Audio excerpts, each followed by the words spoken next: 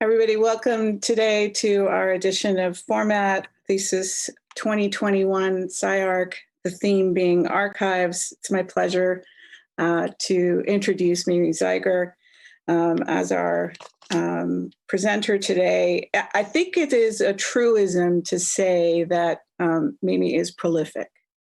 What and where has her writing appeared? I think maybe the better question is, where has it not appeared? But in short, everywhere from Architectural Review to the LA Times. And what has Mimi written about? Again, maybe a better question is, what subjects has she not touched? But Mimi has written about everything from tiny houses to something I recently read about toilet paper holders.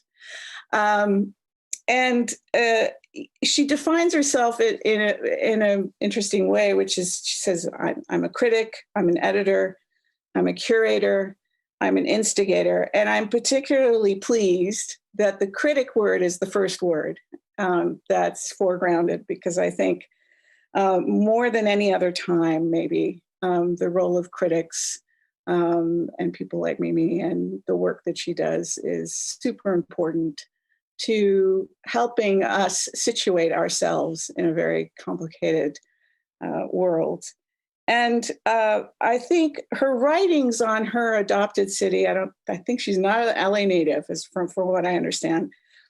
Her writings on her adopted city of Los Angeles, I think, give me particular joy. And I just revisited this little ditty here, a weather report from the city of dreadful joy.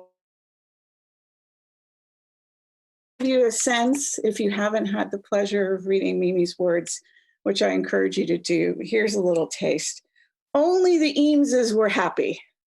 Charles's Midwest smile, this is why I picked it. Charles's Midwest smile was straight from Central Casting.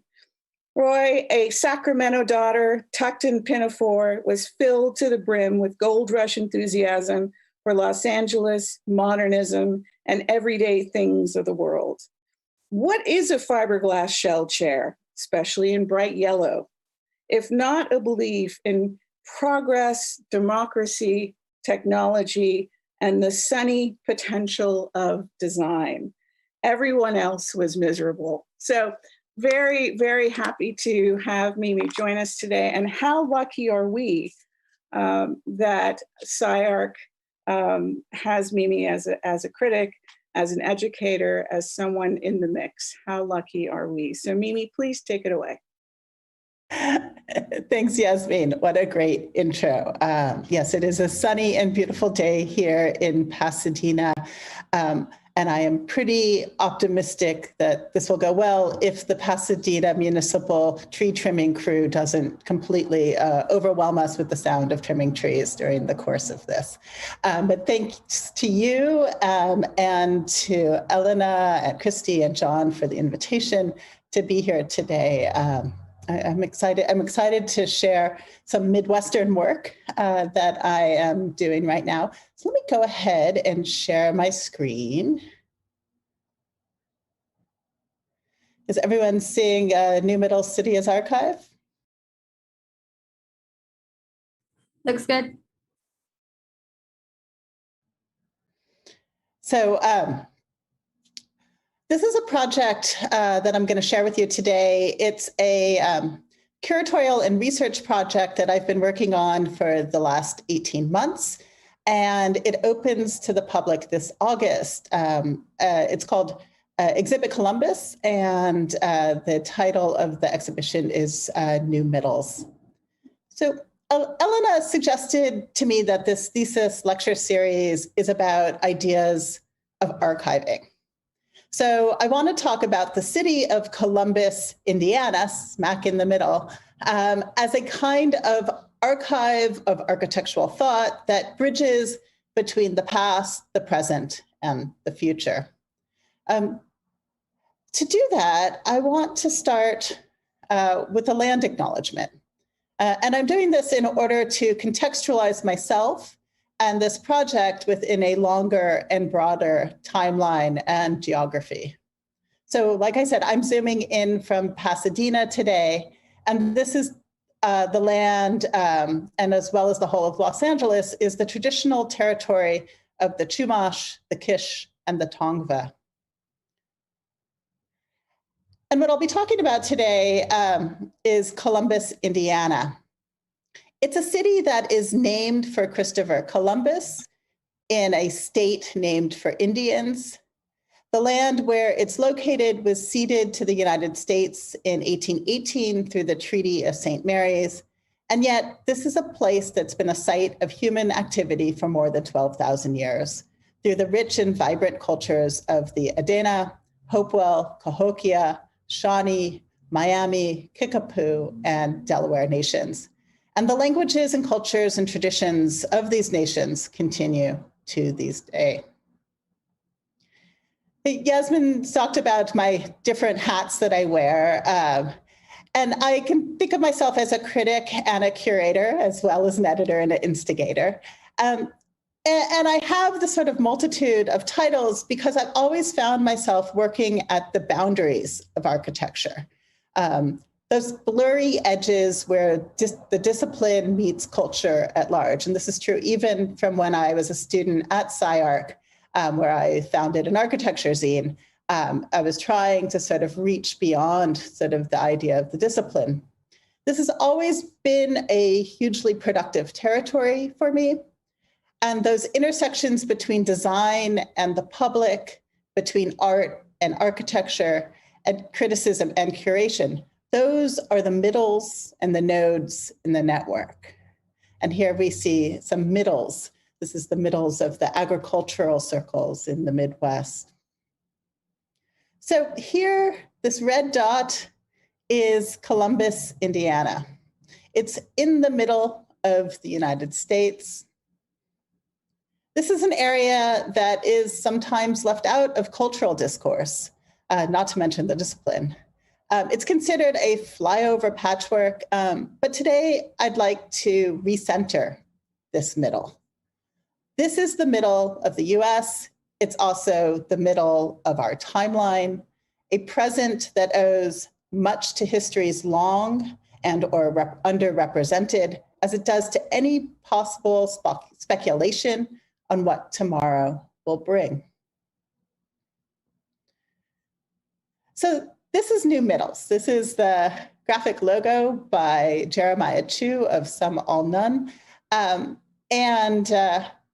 This project, New Middles from Main Street to Megalopolis, What is the Future of the Middle City, is a highly collaborative project. The work I'm showing today wouldn't be possible without my co-curator, Iker Gill, Anne Serac, Executive Director of Exhibit Columbus, Associate Curator Janice Shimizu, who's also designers participating, and many, many members of the Columbus community who have generously shared their ideas, their sites, their properties, and resources with us to make the show. I'm grateful for the writings and research of historian Enrique Ramirez. And lastly, many of the archival materials I'll show today are courtesy of Tricia Gilson and the Columbus, Indiana Architecture Archives. So with New Middles, what we're hoping to do, and what I hope to do in this lecture, is to make visible the interconnections between cities and communities, between people and the ecologies we live in, and between our past and our future. So what is Exhibit Columbus? So Exhibit Columbus takes place biannually. So it could be considered among the civic biennials that take place across the globe. It's no Venice. It's a little bit more localized than that. But it thinks of itself as an exploration of architecture, art, design, and community that activates the design legacy of Columbus, Indiana. Columbus, Indiana is a city known as a center of modernism and a place where there's a history in investing in design to foster civic life. And I'll talk a little bit more about that. In 2017 and 2019, Exhibit Columbus installed large-scale public architectural installations within the downtown and adjacent to notable works of architecture. And we see here two examples. One on the left from Brian E. Roberts' studio, and that one's called Soft Civic. And on the right, The Exchange by SCI-Arc's own Euler U. So Columbus has this remarkable collection of modern art, architecture, and design. And this has been a defining characteristic of the city's cultural identity and a key economic driver for more than 75 years. Here we see North Christian Church in the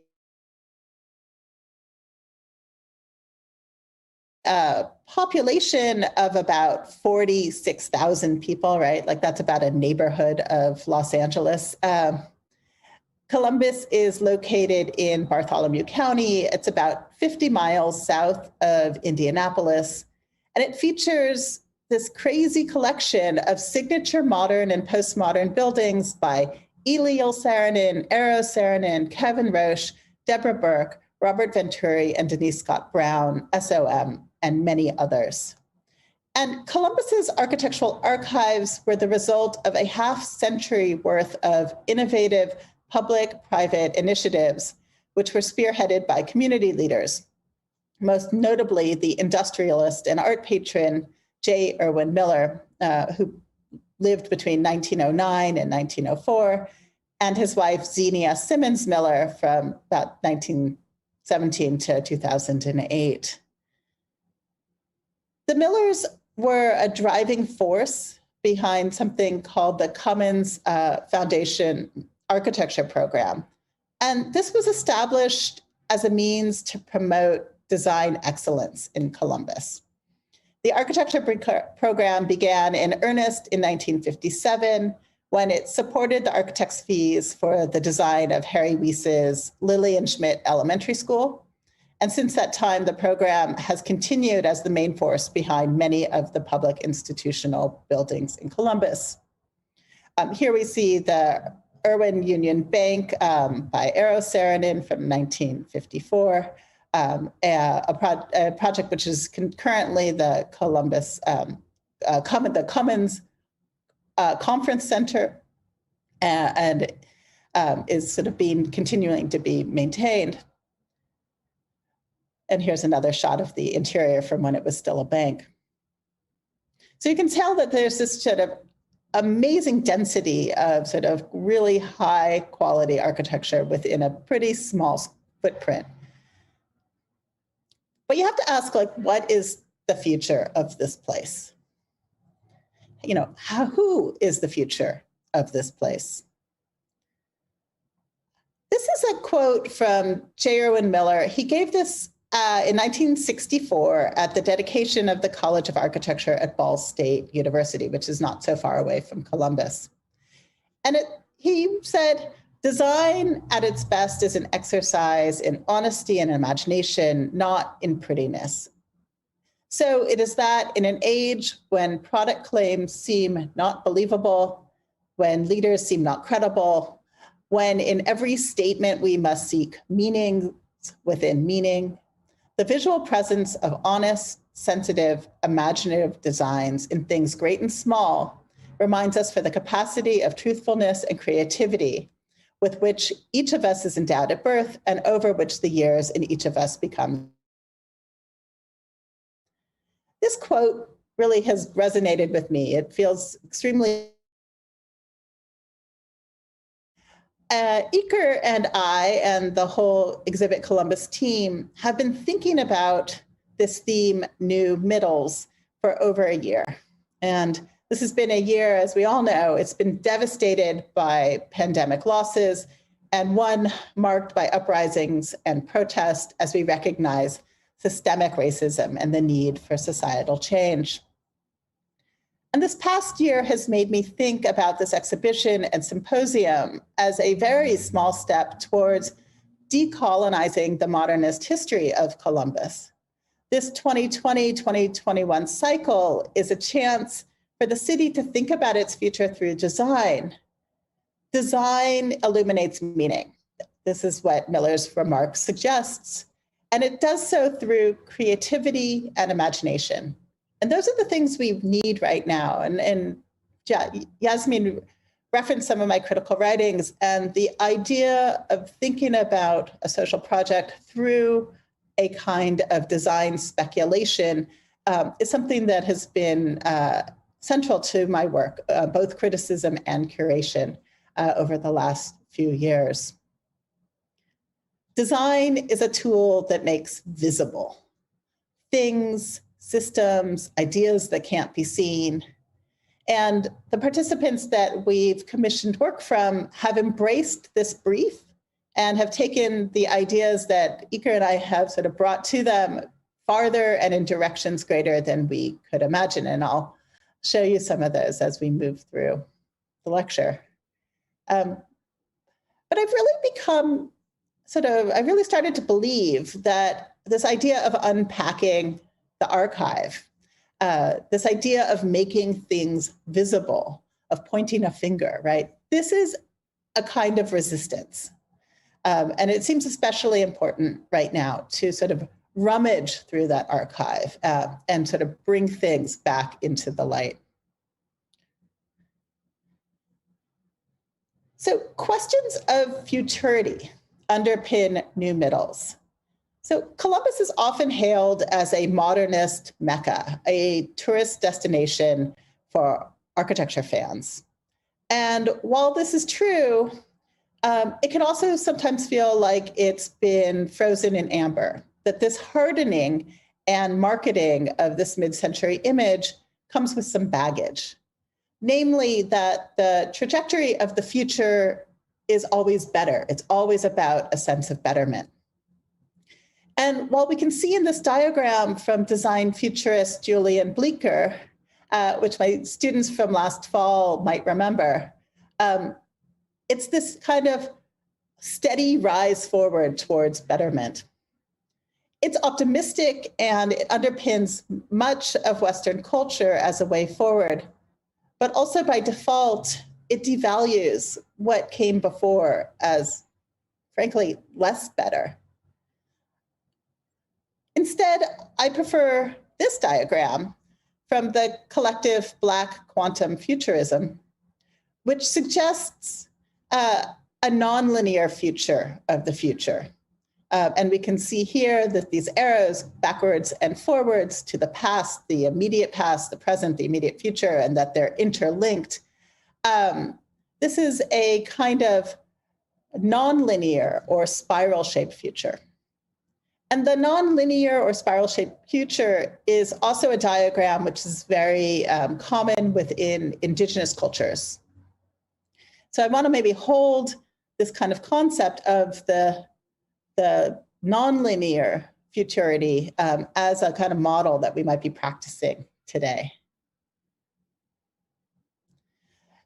And we go here to Catherine Josephina Merla-Watson from speaking about Indigenous futurism, that we cannot imagine our collective futures, and note that that future is plural, without reckoning with the hoary ghosts of colonialism and modernity that continue to exert force through globalization and neoliberal capitalism.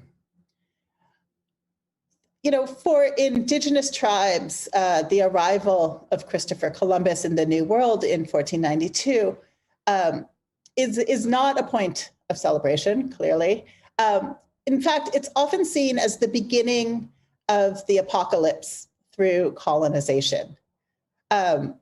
When we did our symposium for Exhibit Columbus and New Middles in the fall, we brought together some speakers to think about the idea of what an Indigenous future might be. And Chris Cornelius, the architect, talked about how Native peoples today are not awaiting a possible apocalypse, but they're living in a post-apocalyptic present. And I think as we start to think about making a series of public architectural installations in a place called Columbus, we need to think about how a city named for Columbus in this state, of course, named for Indians, might start to reconcile erased narratives or recover possible futures that were cut short for some in the interests of others.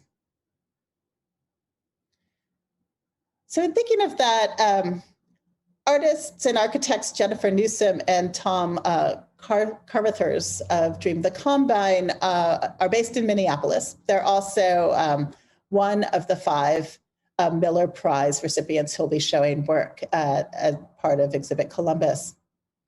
They began researching their project for New Middles around the same time as citizens took to the streets in their neighborhood in Minneapolis to protest the murder of George Floyd.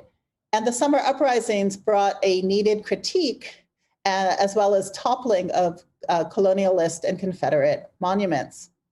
And in this early sketch, they began thinking about civic symbols and place names as elements of power, but also as these complicated infrastructures intertwined with our everyday life. So Columbus is as much a historical figure as it might be a city, a sausage company, or even something as mundane as a traffic circle. Jennifer and Tom also mapped all the different towns and cities across the globe that are named variations of Columbus. So that could be Columbia, Colombo, or Cologne. This means that Columbus, Indiana, is in the middle of a network of places and not an autonomous island. In recent years, Columbus, as a city, may be best known as the name of a 2017 movie by South Korean filmmaker Kogonada, which starred John Cho and Parker Posey, among others, as well as the city. And I came across this video study for the movie Columbus early in our research. Like Iker and I, Kogonada was thinking about the future while looking at the past. And I'll play this video in just a second, that the church shown under construction here is by Eliel and Eero Saarinen, which was completed in 1940. Buildings constructed in the city. Play this.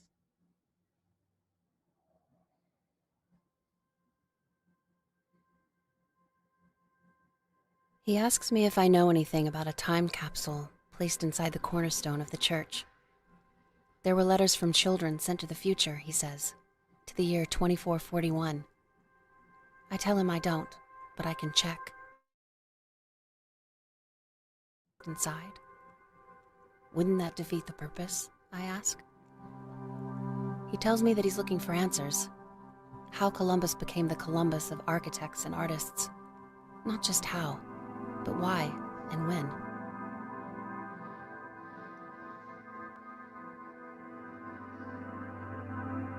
I tell him about a 16mm reel I found labeled Mamaw, Orchids, Building Church.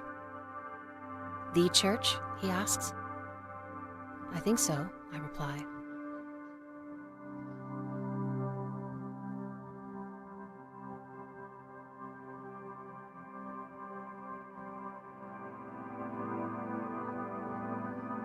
Isn't it funny, he says.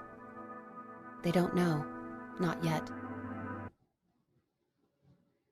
So I know that cuts off kind of fast, but I want to wonder what is that yet that hangs there in the balance? It makes me wonder, could an exhibition itself be a letter to the future? Could a letter create a new timeline branching off into space? As we ask, what is the future of the Middle City?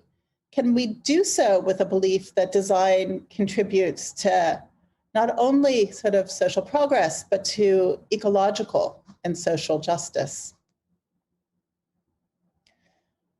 So in conceptualizing the theme, New Middles, our first strategy in both defining what is the middle and in suggesting a new way of thinking about Columbus was to recenter the city within the context of the whole of the Mississippi watershed.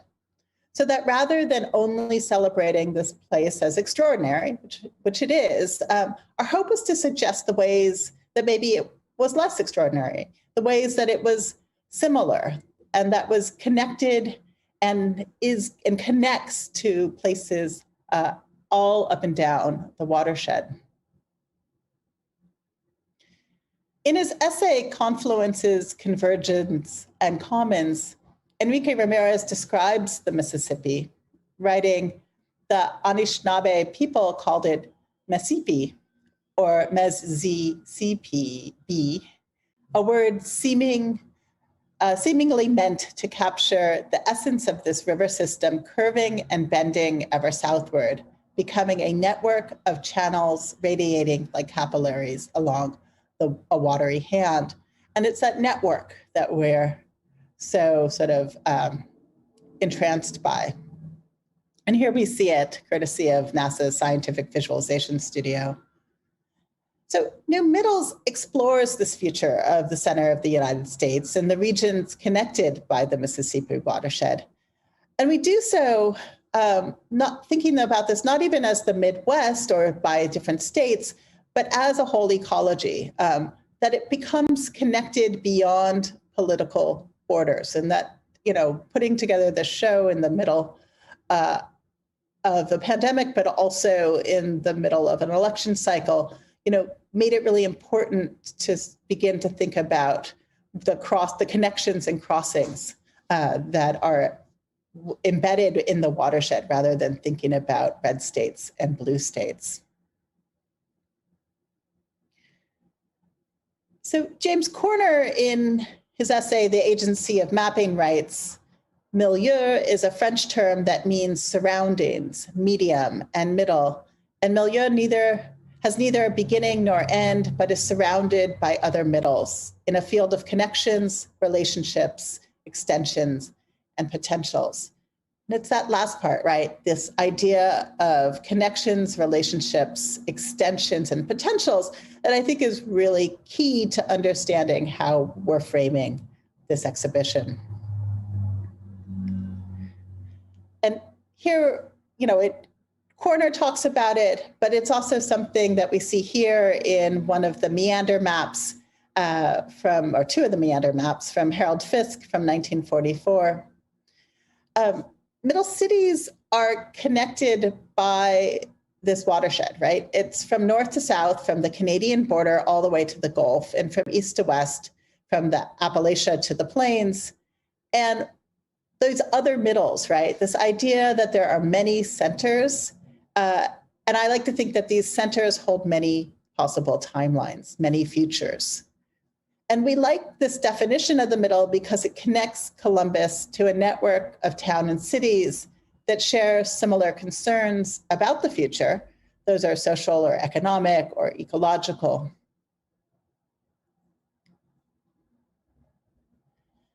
For the cycle of Exhibit Columbus, we had to figure out how to capture the watershed from top to bottom. This is a real difficulty in picturing a vast territory, of thinking about it infrastructurally and architecturally, but also understanding that an architecture installation, a commissioned installation, may not be able to capture the breadth of the watershed.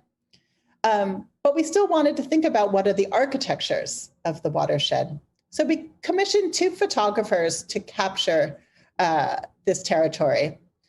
This image we see here is from David Shalio. It's a moment in Minneapolis where the Mississippi River was stopped in order to repair the footings of the bridge so people could get out into the center of the river. So it's sort of the relationship between architecture and the waterway. And then here, all the way at the bottom, is New Orleans-based photographer Virginia Hanasuk with the Canal Livy Breach, Lower Ninth Ward, a somber reflection on the ways that waterways and the infrastructures of waterways fail us. What happens, and this is something very important to Ginny's work, is to think about what happens along the Mississippi often has negative results downstream, as pollution and agricultural runoff create environmental impact on the Gulf. And this idea that something might happen upstream to impact downstream, and there's this spatial connection between these two places, made it important to have someone who was photographing a lower territory, as well as someone like David, who was photographing a north and western territory of the watershed. And here we have a LiDAR map of the same Mississippi twisting, very similar to Harold Fisk's. Paulina Hoja Espejo writes that the watershed model presents border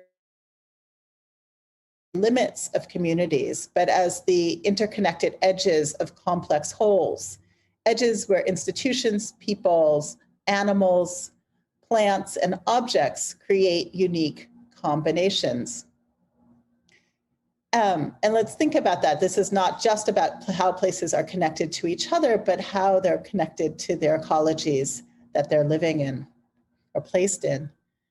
And as curators, we're interested in seeking out these unique combinations and in recentering Columbus within this timeline of the Middle City.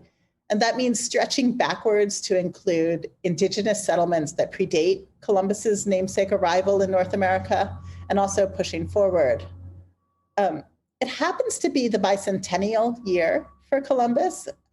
So we can think not only like what might the next 200 years bring, but but also reflect on the previous 200 years. So really we're at a kind of pivotal point.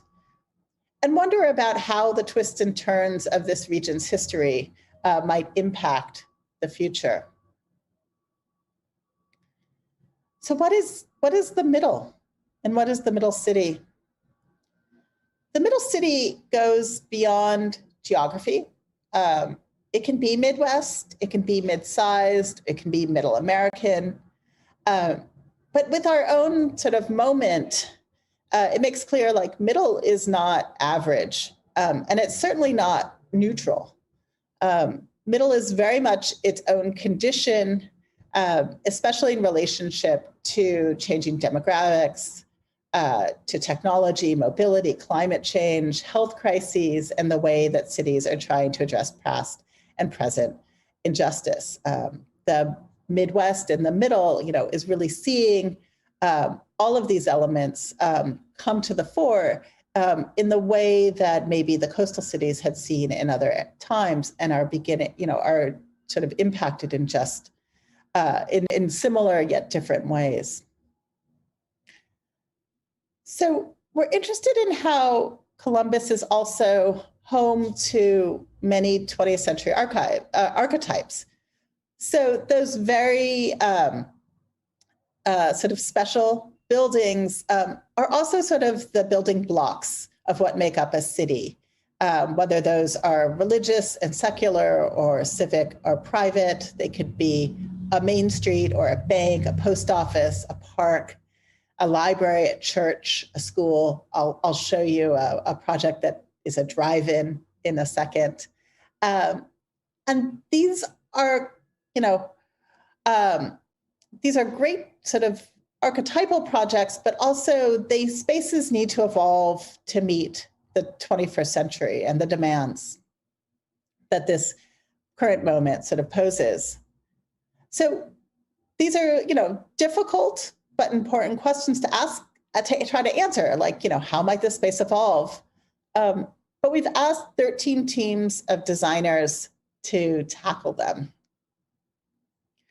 Let me introduce you a little bit to our designers who are taking you through a few projects.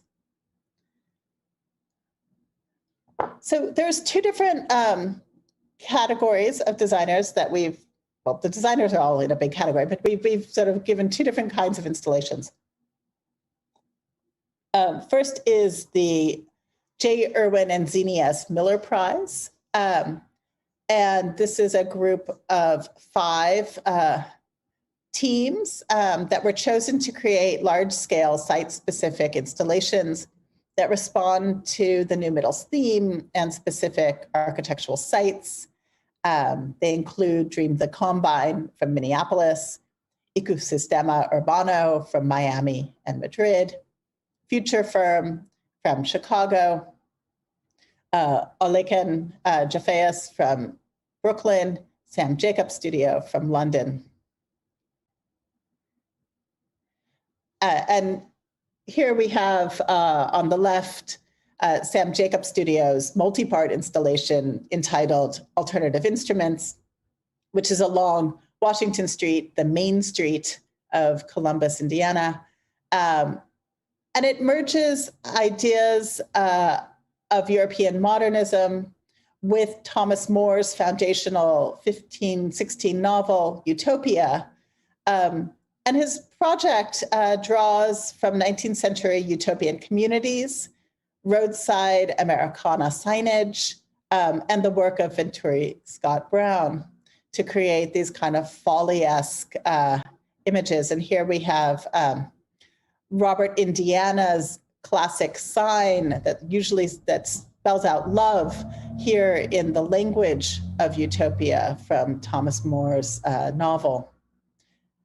And then when you think about, what is the future of the classroom? The Ecosistema Urbano's Cloud Room is a project where they work directly with the students at Central Middle School, the site where it's located, to think about what might be a post-pandemic place for study. In addition to the Miller Prize, we also have these 7 University Design Research Fellow teams, and they were selected for their ongoing research through their teaching in architecture and landscape architecture. And they include Derek Hoferlein from Washington University in St. Louis, Joyce Wong from University of Buffalo, Jay Kim from Indiana University, Ursula Kripa and Stephen Mueller from Texas Tech, and Ang Lee from Northeastern University, Lola Shepard and Mason White, who teach at the University of Toronto and the University of Waterloo, and Natalie Yates from Ball State. And if the Miller Prize projects were really looking at the kind of archetypal buildings in Columbus and making sort of large-scale responses to them, the work from our University Design Research Fellows is, really picking up on ongoing research from these practices. So whether that is thinking about how the Mississippi water infrastructure from Derek Hoferlein, or whether that's an installation which is sort of looking at the kind of material histories of Indiana limestone and its relationship to indigenous landforms of the area from Jay Kim. All of these projects are, sort of taking a way of practicing, a way of sort of delving into complicated bodies of research and making a physicalized project out of it, one that has a kind of legibility to a very broad audience. And lastly, we have Jeremiah Chu, who runs the practice Some All None, a multidisciplined studio that brings together graphic design, art, and music, who has been evolving a kind of graphic identity for the exhibition, beginning with the New Middles typeface, and then as we've gone through our symposium and design presentations, and now as we enter into the phase of the exhibition, creating a system of graphic elements and type that can begin to sort of pick up on that idea of making visible and sort of allow people sort of ways to reflect through design on the projects that they're seeing. So I don't have time to delve deeply into all of the designs, but I wanted to touch on a few that capture sort of the breadth of this new middles undertaking. And I'm going to single a few out, but I'm by no means playing favorites. Each of our participants developed a proposal that is rich in research, in how it engages the city. And you can see all of the videos of all of our participants, which were screened at our March design presentations at exhibitcolumbus.com. And of course, if you feel like road tripping, you can come to Columbus in August when it opens to the public. So let's start here at the confluence of the Driftwood and Flat Rock rivers. In the year is 1879. And we can see this grid of the city, which still exists. And next to it, we see this marshy and sandy land. And this is a floodplain. It was the site also of the Mooney Tannery in the 19th century. And later, the area was known to locals as Death Valley, a name that comes from a dark history. This quote unquote bad land was home to many of the city's poorest residents as a kind of informal settlement of small, flimsy houses that would routinely flood. But by the middle of the 20th century, both the Tannery and Death Valley had been demolished. It was replaced by a project which was first conceived in 1964 with a project plan that envisioned a 64-acre site with an observation tower that would connect visually with the courthouse and First Christian Church. And that plan was realized in 1993 when landscape architect Michael van Valkenburg completed Millrace Park, which we see here. And this is a design that is allowed to periodically flood. There's also a observation tower and other architectural elements like a bandstand that was designed by architect Stanley Sadowitz. This is the site of a project, of two projects, Dream the Combines project, and then one by University Design Research Fellow Joyce Swang, who created a non-human architecture in the park to emphasize the biodiversity of the urban ecology. This is a project that I see in, here we see the site plan image with her, where her sort of 9 square grid of installations will go. In relationship with Donna Haraway's critique of the Anthropocene and her discussions of something she calls the Holocene, a coming future in which species, especially humans, are intertwined with each other, that humans are not the kind of the pinnacle, the apex, but really are codependent with the other species in their habitat. Two middle species with love amplifies habitat conditions of bats, birds, and reptiles. Joyce calls these middle species, in contrast to flagship species like panda bears, which we also often think of as these species that are very charismatic. And these are all very common in our communities and ecosystems, these bats and birds and reptiles, yet they remain invisible often in our imaginations of these cities. So her project, here we see a model that she showed at the design presentations. They will be made out of Indiana hardwoods, and the installation will provide bird perches and functions similarly to the bat houses that are used by the endangered bat, Indiana bat. It's one of 13 bat species in Indiana. And then at their bases, boulders will offer habitat to other kinds of creatures, whether those are, insects, lizards, whatever sort of begins to sort of take root plant species, seedlings, over the course of the 3 months. There will also be recording instruments installed in the tower, so the large Sadowitz tower, so that we can have playback of bat sounds that can be accessed by visitors to the site.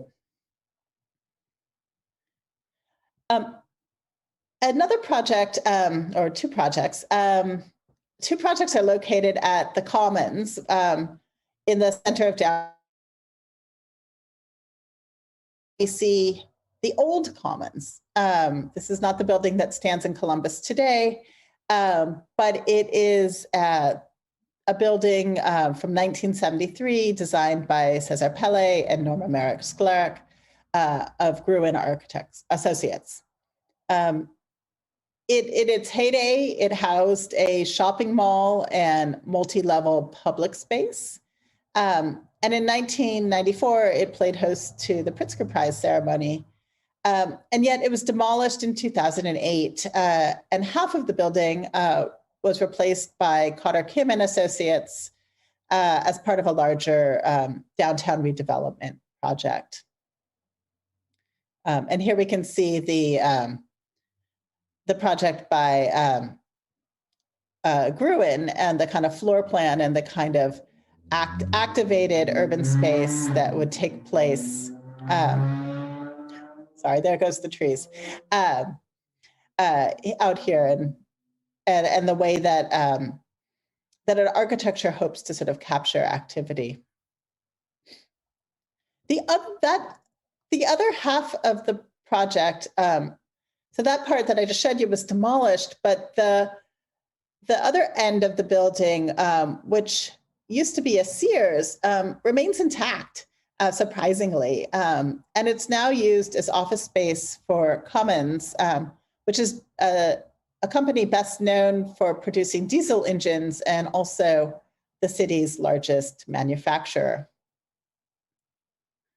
So I want to show you this project by Anne Louie and Craig Reschke of the Chicago-based Practice Future firm, which is looking at the role and future of manufacturing. They proposed a project entitled Midnight Palace, a gathering space designed for occupants of what they call the Midnight City. It asks, what is a public space dedicated to those who live in the nocturnal hours? So here, the middle that we're talking about is the middle of the night. The project's a lattice work of electrical conduit, and Midnight Palace features a wall of light inspired by Columbus's streetscape. So those could be, and we're seeing lights that could be high pressure sodium fixtures, LED light bulbs, or soffit lighting. And it also pays homage to the Columbus Drive-In, which closed in 1992. So there will be screens which will feature community partner programming with a local independent movie theater, but also is available for screening cricket matches or short films. And it's built out of conduit. It makes visible the graceful labor of electricians, which is usually hidden behind walls. Let me just show you this video. It may be a little quiet, but hopefully you can be able to hear it.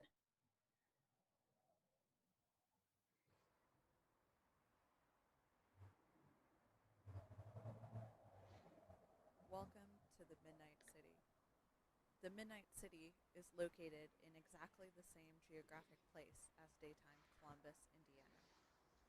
But it can only be visited from astronomical sunset to astronomical sunrise, when the sun is between 12 degrees and 18 degrees below the horizon until the moment when the first light emerges.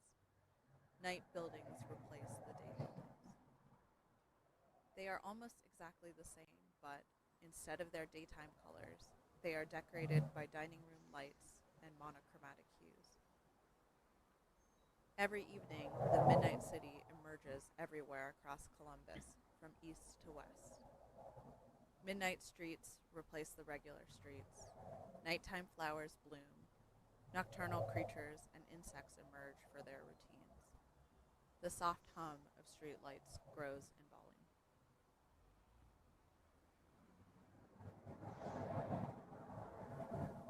Who lives in the Midnight City?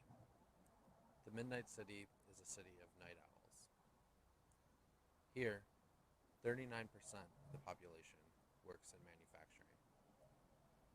This is compared to only 9% nationwide.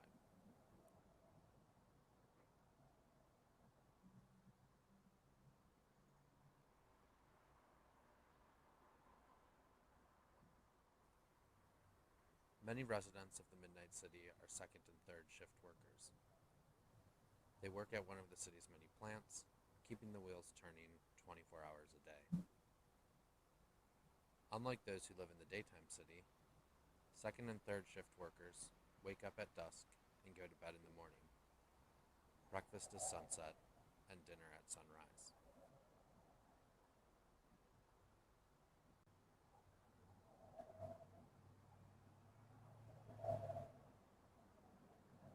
There are many other residents of the Midnight City. An attendee at the 24-hour gas station. A truck driver passing through on I-65. A hotel night clerk. An avid stargazer seeking a unique astronomical event. A couple not ready for their night to end. An engineer whose family in India has stayed up for a Skype call. A bartender closing out last call. A parent of a newborn soothing their baby.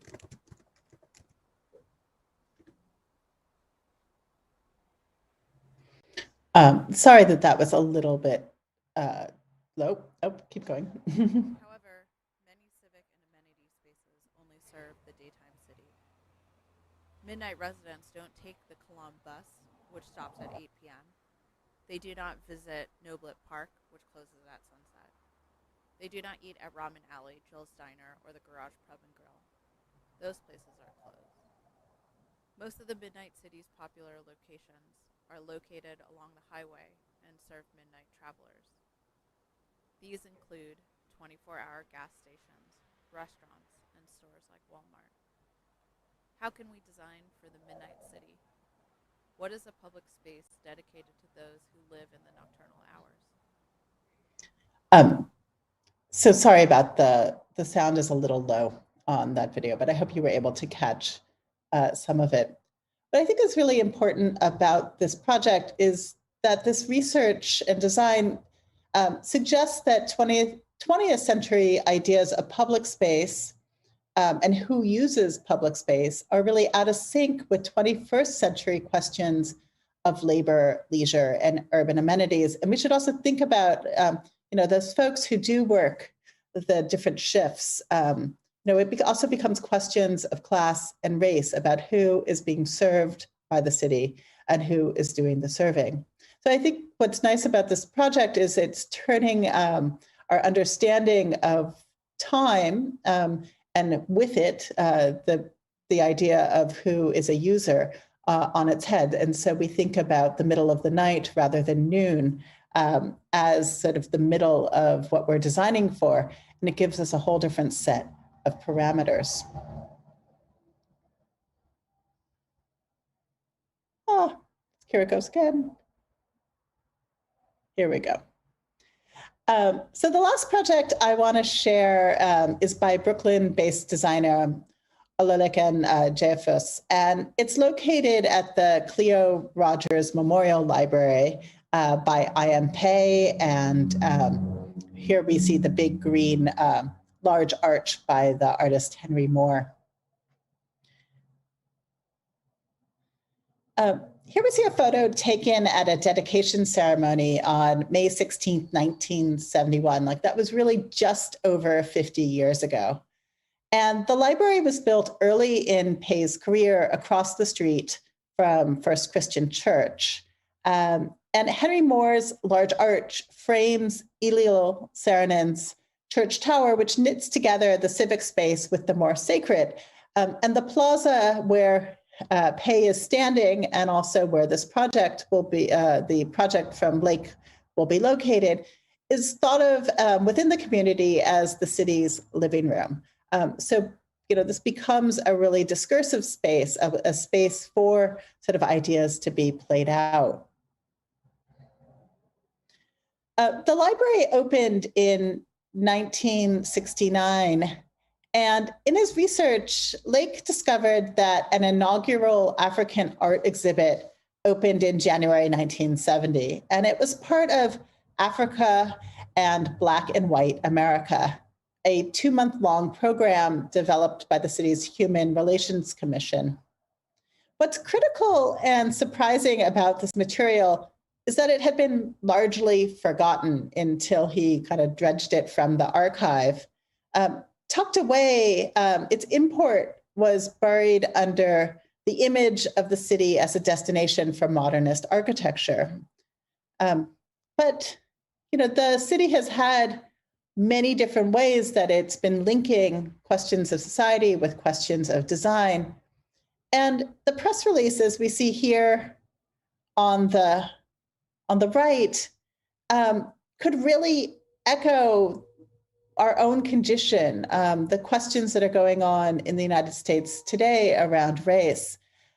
One paragraph begins, "Violence in the streets gains instant attention, but only hardens prejudices and does not provide the basis for mutual understanding." And the same year, the commission organized the Columbus Black Arts Festival. Entitled Archival Revival, Lake's design revisits these two events through sculptural and augmented reality elements representing key figures that have been revived from the Columbus, Indiana Architectural Archives. So I want to close with a few minutes of his proposal, Archival Revival, which asks us to reconsider these inherited histories.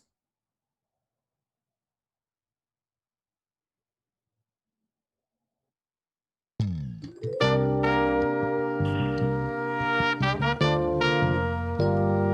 Cleo Rogers Memorial Library officially opened in December of 1969. One of the very first exhibits to open was an African art exhibit, which took place in late January of 1970 and was located in the library's gallery on the plaza level. The exhibit was part of a 2-month-long program developed by the Human Relations Commission called Africa in Black and White America. In the fall of that same year, the Human Relations Commission then organized the Columbus Black Arts Festival. It lasted for about 6 weeks, with all but one event taking place at the Cleo Rogers Memorial Library. My project revisits these inaugural and transformative exhibits through a series of engaging, interactive, and programmable threshold/moments that allow visitors to explore their historical significance to our present and future realities. The 4 thresholds/moments are inspired by news clippings from the library's archives. The African art exhibit is an unintended acknowledgement and celebration of the influence African sculpture had on modern art and architecture. In addition, many of the sculptures in this exhibit were on loan from Indiana University's Eskenazi Museum of Art. The news clippings are abstracted into silhouettes, which are then developed into a series of pop-up installations that encourage a variety of engagements with the visitors to the plaza. The viewing platform provides a space to gather, rest, and people watch. AR markers embedded in the platform's surface activate sculptures from this 1970 exhibit and connect them to relevant examples of contemporary art. Marie Evans, a native of Toledo, Ohio, has become known as a Hoosier poet and television personality. The topic of her discussion Thursday is poetry and Black experience. She is producer and director of The Black Experience, a weekly program carried on WTTV Channel 4 in Indianapolis. The silhouette for Marie Evans is inspired by several lines from her poem, I Am a Black Woman. The pop-up installation visual interactive experience where one can view archival footage, listen to historic audio, as well as engage with relevant texts from contemporary writers. Graduate student at Indiana University and a native of Aliceville, Alabama, will be hanging 68 of his prints in the basement of the library just south of the children's room. The architectural suggestiveness of Brooks' intaglio print compositions are very compelling and provide a fascinating point of reference. This silhouette derives from his prints, animistic business, and benches embedded with AR markers provides a virtual gallery experience, allowing visitors to connect with the work of Wendell T. Brooks. Bleacher-like seating extend from the perspective lines of the silhouette into a platform for small performances.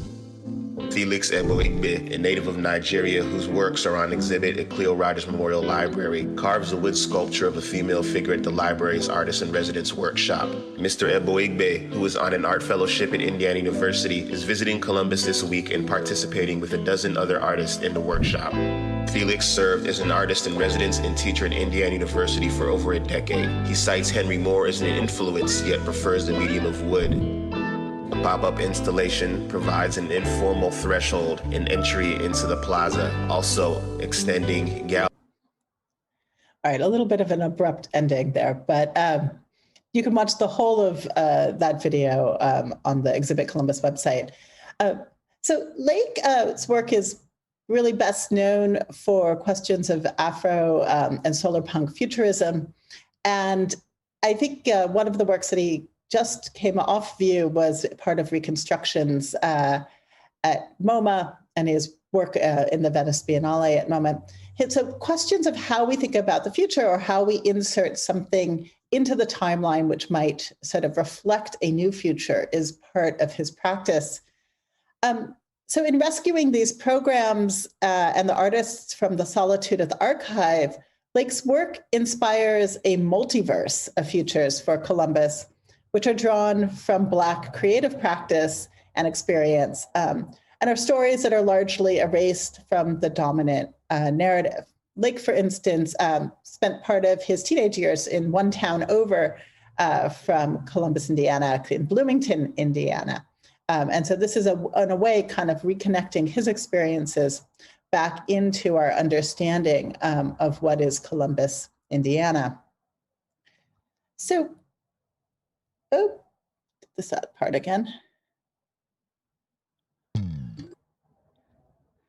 So I hope that in unpacking the city as an archive, it gives us some insight into how a place might be known and can be opened up for questioning via research and exhibition.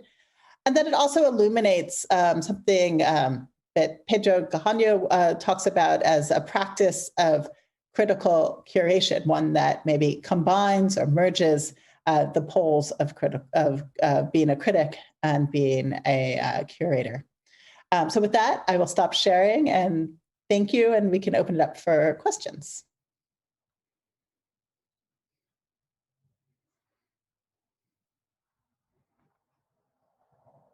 Thank you, Mimi. Does anybody have any questions?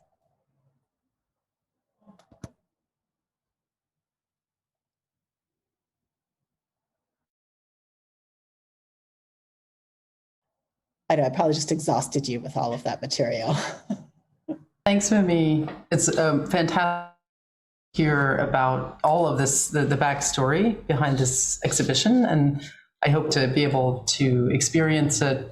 I think one thing I'd love to hear more about is you talked about your practice as a practice that sort of combines approaches to design projects and social questions, social engagement.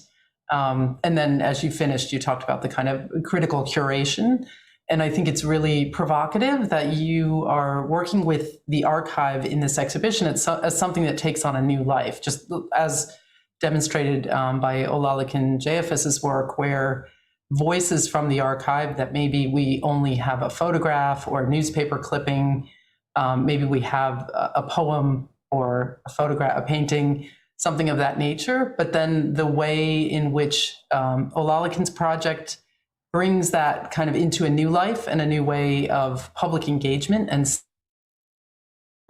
position overall as bringing the archive kind of out into the streets, onto the buildings, into the parks. So I'd just be curious, how you're thinking about that. This sort of almost like a living archive, I was thinking. It's beautiful. Yeah, I mean, I think this part of this living archive has emerged through the course of working on this exhibition, right? I don't know if we came to the project with the idea of like, we need to uncover all of this material and make it public. But that as we sort of framed this brief for our practitioners, their hunting and pecking through the archive, as well as our own hunting and pecking through the archive, made it impossible sort of not to want to foreground it, because it tells us new stories about a place, right? So when we understand a place that has a piece of history, thinking about African art and the relationship of Black and white people, in Columbus, Indiana in 1970, right? We can't help but sort of think about, well, how does knowing that piece change how we move forward, right? How a city understands itself. And Columbus, Indiana, we've talked to many, many community members in the course of putting together this exhibition, is doing the same kind of self-reflection as places everywhere in the country. And so when you uncover one piece of the archive, you can shape a new story, a new narrative about who it is. And so it's a little bit different, say, than a kind of classical preservation technique, right? Of wanting things to stay fixed in a certain time. It's more about sort of a layering, or kind of that sort of watershed model, right? Of drawing connections between different things.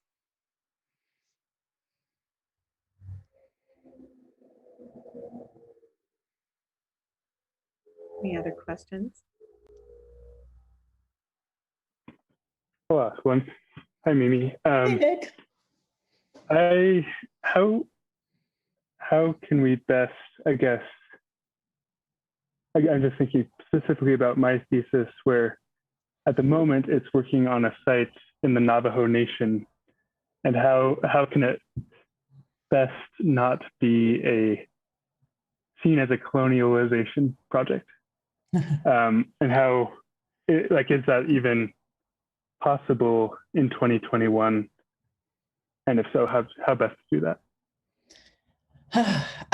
Without knowing whole of your project, I think when you engage people whose lived experiences, are, from Indigenous communities, I think that making sure that those voices are part of the conversation, right? If that's part of your research, right? So that it's not about creating a series of assumptions based on something that you think but actually engaging people within that discourse. So for our project, so Derek Hoverleen will be working on a series of programs that we'll be hosting in the fall, thinking about the Mississippi and the whole of the watershed with two Indigenous artists. And so, when we want to do program, we want to make sure that we're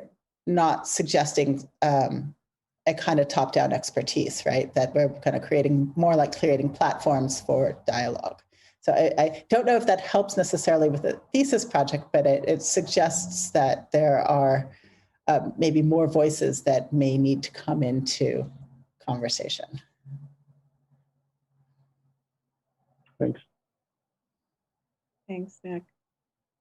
Did somebody else want to make final comments, or Elena?